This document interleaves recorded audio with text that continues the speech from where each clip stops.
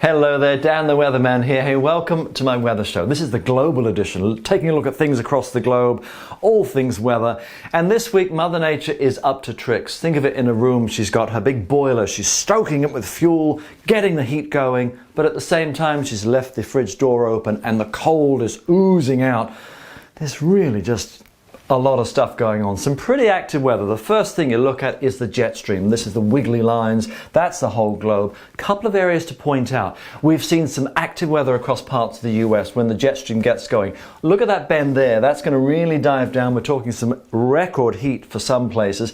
And at the same time, the jet stream's been way far north into parts of Europe, also into parts of Asia, and we're getting some real good juice going with the jet stream too, some good wind, and that brings about weather and stuff going on. So going through the week, look how the energy from the Pacific dives down into western parts of the US. That then pushes this north all the way into parts of Canada. And of course, when the jet stream moves north, warm on one side, cool on the other, that is some significant heat moving into eastern parts of the US and Canada. To Europe, wiggles here and there. When you go up, you've got warm air, more settled weather. We've had some active weather moving into the Middle East. We've had some dust storms. That will still be a bit of a thing there. And then look down south, you see this, and that bend there, that's another surge of cold moving into parts of Australia. And speaking of cold, plenty on the map, because this is the time of year when, of course, the Antarctic, you've got the long nights, literally complete darkness. You're getting some good coal being churned out of Mother Nature's industrial freezer.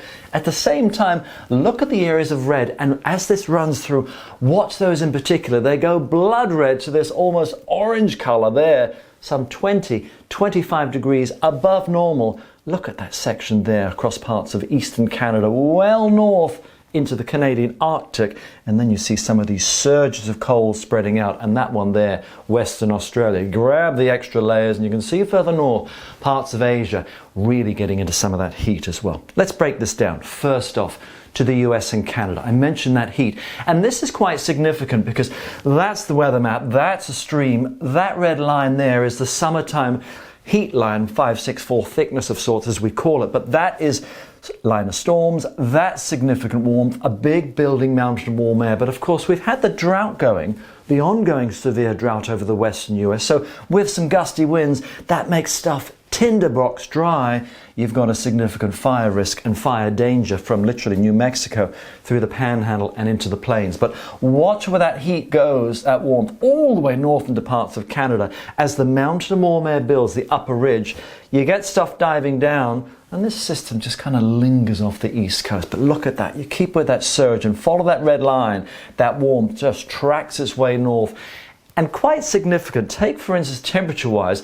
Now look at this map, these are some of the temperatures. Put your eyes to the blue there, really northern parts of Ontario up to about say James Bay or so. Temperatures there, recent snow, below freezing. And you watch how things go through the week. Remember, we're going to build this mountain warm air as the heat surges. Where you see white, that's triple digit heat, West Texas, all the way into the plains, 80s, 90s. But look at this, as we go through the week, you build the mountain warm air. By the end of the week, 60s, 70s, and by the weekend, I would not be surprised, we could be seeing some spots here up towards James Bay, 30 degrees, well above where we should be for the time of year. To Europe as well, we're looking at some heat too. You can see the colours there, the orange and also the red. A little bit cooler, of course, to the British Isles. You think, well, what's going on? You've got the flow from the Atlantic and to Scandinavia, but that heat will certainly surge its way to eastern areas as the week goes on, going towards perhaps parts of Eastern Europe. A little bit cooler, of course, to the British Isles. You started with high pressure, fine start, but then that's the Atlantic coming in, surging in with some wind and some rain, particularly to Scotland, parts of Northern Ireland and the west.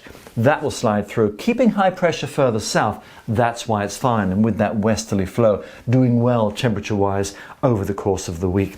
And as far as things go further south and east, you can see some of the active weather there. This is the big globe, Africa.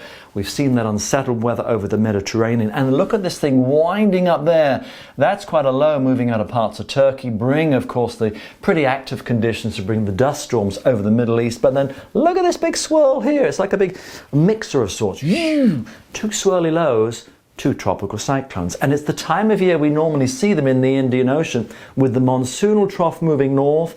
That's India, the jet stream north, allowing a big upper ridge to form, perfect conditions to form, of course, a tropical cyclone. Not one, but two sitting there. And this fuzzy map, sorry for that, but it shows you where the atmosphere is so active. An active phase moving across this section of the Indian Ocean, where you see the green and the colours there, meaning you've got lots of lift in the atmosphere. And why is that significant? Because it allows these things to develop. You've got warm converging air, rises up, and it's allowed to escape. And as it does, you develop these things. So heads up, southeast coast of India for that tropical cyclone. The other one there fades away, but that, of course, could be something churning its way through Halim over the course of the next several days. Cool.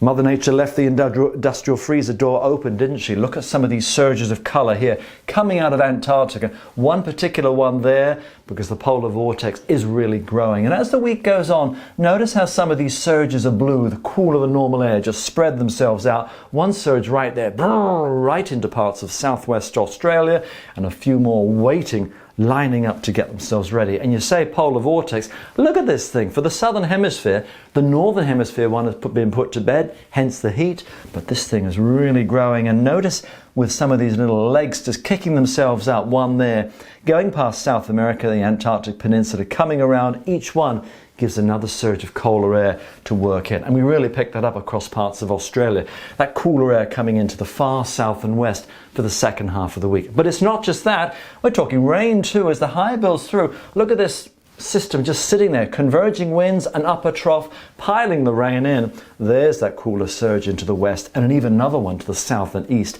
this time next weekend. But I mentioned that to parts of Queensland. Check out the rainfall.